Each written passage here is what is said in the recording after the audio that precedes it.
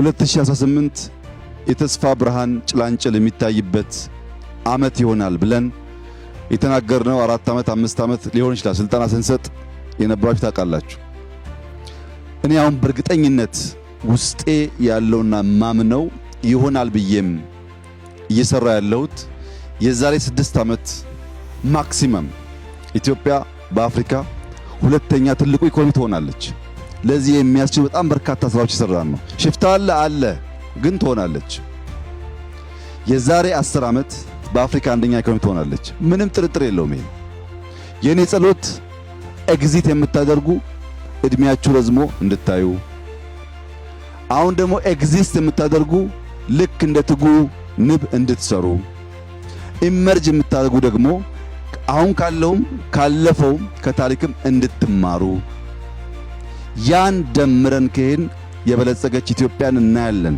በአንድነቷ በብልጽግናዋ በታሪካዊ ቦታዎቿ ተመልሳ መጎናጸፍ ለአፍታም መጠራጠር አያስፈልግም። ይሄ ለኢትዮጵያ የተከፈተ አዲስ ዘመን ስለሆነ ምንም ያቆመው ነገር የለም። ያ ነው የፈጠረው። ይሄንን ከኛ የሚያስፈልገው መንቃት ነው። በራስ ኢጎ ላይ መንቃት፣ በራስ እሳቤ ላይ መንቃት፣ በራስ ምልከታና እምነት ላይ መንቃት ነው። ብዙዎቻችን ትናንትና አስሮ ይዞናል። ከነቃንበትና ሌንጮ ቀደም እንዳለው ወደሚቀጥለው ሌየር ከተዘረጋን አትጠራጠሩ፣ የኢትዮጵያን ብልጽግና ከሞላ ጎደል በጋራ እናያለን። ቢያንስ ልጆቻችን ከልመና ወጥተው የምናይበት ዘመን ይመጣል። ሲጠቀለል ለረጅም ጊዜ በየቦታው ልማት ሳይ፣ ለውጥ ሳይ፣ ውጤት ሳይ ፈጣሪ ይመስገን ስል ሰምታችሁ ታውቃላችሁ። ዛሬ ግን ያ ቋንቋኔ ውስጥ የለም።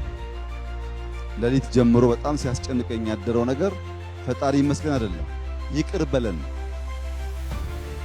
ውስጤ እንደዛ ይሰማኛል። ይቅር በለን አንተ ውሃውም ሰጥተሃል፣ መሬቱም ሰጥተሃል፣ ጫካውም ሰጥተሃል። የቀረብን ነገር የለም።